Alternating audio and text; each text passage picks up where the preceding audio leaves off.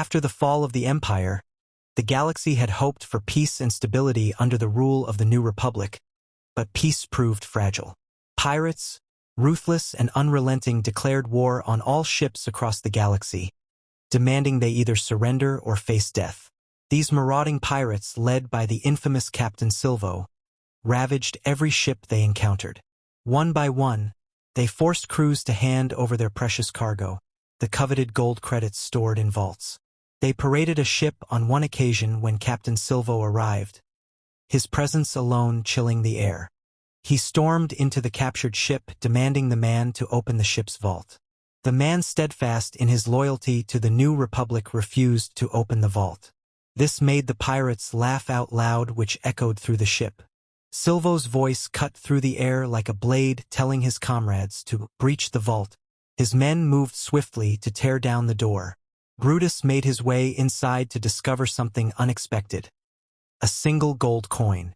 Silvo's was filled with rage, and in a moment of fury, he turned on the lieutenants, sparking rebellion among the ranks.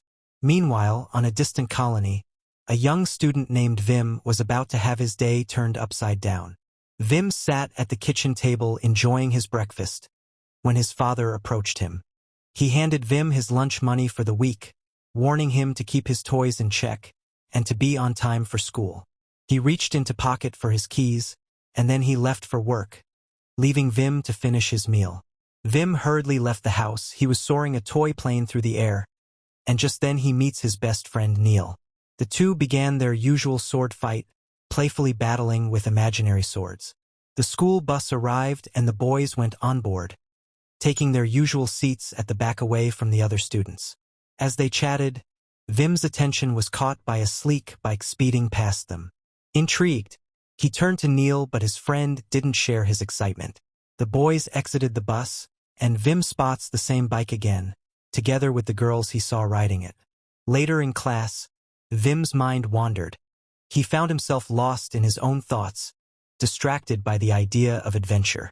His daydreaming was cut short when Undersecretary Farah entered. She was visiting the students regarding their carrier assessment test to take place the next day. The test helps to determine the role in which the students would be assigned or work in the New Republic. She asked the students what they aspired to become. Many of them eagerly spoke up about their chosen paths, including Runa, who Neel has a crush on.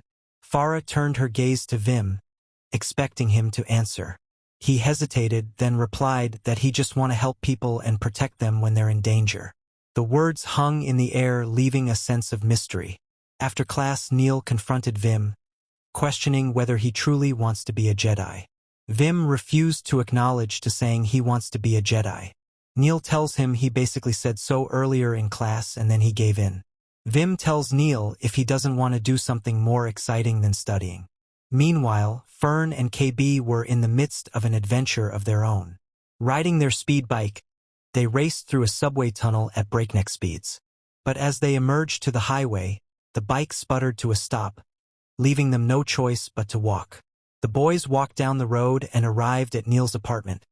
He hurriedly ran home and wishing his friend good luck in the test tomorrow. Vim could see Neel's parents through the glass windows surrounding the house. Vim got home to meet no one, and he threw himself on the couch. Later that evening, KB worked on the bike trying to repair it. She discovered the power generator was damaged, and she showed Fern the broken part. They knew they would need to find a replacement. Just as they were discussing their options, a guy on a similar bike approached them, mocking their predicament and calling them losers. Fern confidently tells him they could still race. He tells her to be prepared for the race that Saturday. KB suggested they postpone the race, but Fern was adamant about winning. But first, she had to get home. She entered her apartment and was greeted by a robot who informed her that her mother was already at home. Fern quickly ran a memory override to make the robot believe she had been studying in her room. She was running upstairs when her mother saw her, and she had to deny she was studying, which the robot agreed, making her mom believe she was saying the truth. Fern's mother, WSS, pleased with her school performance. She showed off a badge Fern received for her academic achievements. Fern accepted it with a forced smile, then retreated to her room, leaving her mother standing alone in the hallway. Vim was deep in study preparing for the career assessment test, when his father walked in and forced Vim to bed. Vim begs his father to tell him a bedtime story. Instead, his father tells him he was already too old for that now. Then he turned off the lights for Vim to sleep. But sleep didn't come easily for Vim. His mind raced with thoughts of the unknown. He spent the night scrolling through creatures of legend, unable to tear himself away from the mysteries that called to him. The next morning Vim woke up late, running frantically to catch the bus, and missed it. Frustrated, he shouted to Neel that he would take a shortcut to school and arrive in time for the test. Vim went back to take the bike from the garage and raced to the test. As he sped through the streets, he took a risk and veered into the woods believing it would be a shortcut. Back at school, the students were already seated and the test was about to begin. Neel, noticing Vim's absence, tried to create a distraction, but his efforts were in vain. He looked outside, but there was no sign of Vim. Meanwhile, in the woods Vim encountered obstacles at every turn. His helmet flew also off as he raced, but he pressed on. His eyes widened as he failed to notice a ditch in time. With a loud crash he fell into it, but he quickly recovered. Alone in the woods he called for help, but there was no one to answer. He tried to climb out of the ditch, but he couldn't, and there Vim discovered an ancient artifacts buried beneath the soil. His excitement grew as he uncovered more of the strange object, unaware that he was about to make a discovery that would change everything. Suddenly, a safety droid appeared warning him he was violating school protocol. Vim was swiftly escorted by the droid to the proctor's office where he nervously waited. Then, to his shock, Fern appeared sitting beside him. She tells Neel her crime was riding the speed bikes, which the droids despised. Vim, equally guilty for missing the test, tried to explain himself, but the tension grew when the door opened. Vim's father stormed out furiously. He reprimanded Vim for skipping the test. But Vim quickly tried to divert his father's anger by showing him pictures of the Jedi temple he discovered in the woods. His father didn't buy it, and tells him his punishment for missing the test was to score 100 points in the test tomorrow. As Vim's father left, Fern, intrigued by Vim's story, asked if it was true about the Jedi temple. Vim denied it, feeling defensive, and quickly ran away. He sought out Neel, who was having a bath. The boys gathered some old tools from Neel's father's garage, and the two set off into the woods, determined to explore what Vim had found. Vim gave the end of a rope to Neel while he descended into the pit. But the weight of Vim's body caused them both to fall. As they dusted themselves off, Vim showed Neel the artifact he had uncovered. But they soon realized the ground had been cleared, as if someone else had been there before. Suddenly a voice echoed behind, which terrified the boys. They turned in terror to see Fern and KB emerging from behind a rock. Fern, at that moment, claimed ownership of the discovery, and this sparked an argument between the boys and the girls. She revealed that what they had found wasn't a Jedi temple, but a sewage system filled with poisonous gas.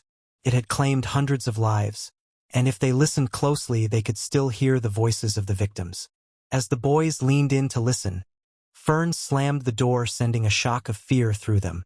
The boys proposed they dig further, exploring the rest of the site. After a tense pause, Fern reluctantly agreed.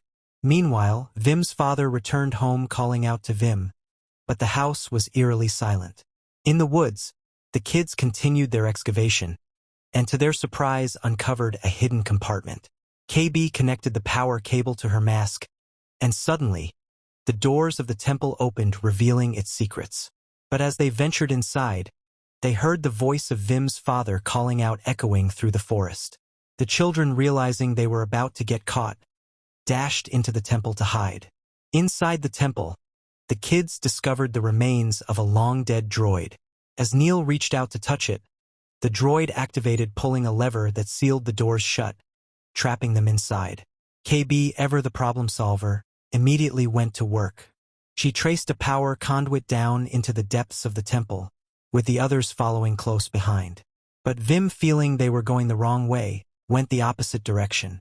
The girls find a power source deep inside the temple and managed to activate it, restoring power to the doors. Meanwhile, Vim was exploring, climbed to the top of the temple, where he came across droids suspended in midair. He called out to the others, but the girls warned him not to touch anything. Tempted by a blinking green light, Vim ignored their warnings and shut it off. At that moment, the engines roared and they began hearing strange noises. Panic set in as the kids made their way to the exit. They were shocked to discover it was a starship which was long buried. With the ship soaring into the sky, Vim spotted his father in the woods below. He cried out to him, but the others pulled him back just in time to prevent him from falling. The ship rocketed into the sky, zooming into the galaxy at the speed of light with the children trapped inside, unsure of what was to come next. Find out what happens to the kids in the next episode. Don't forget to like and subscribe to this channel for more.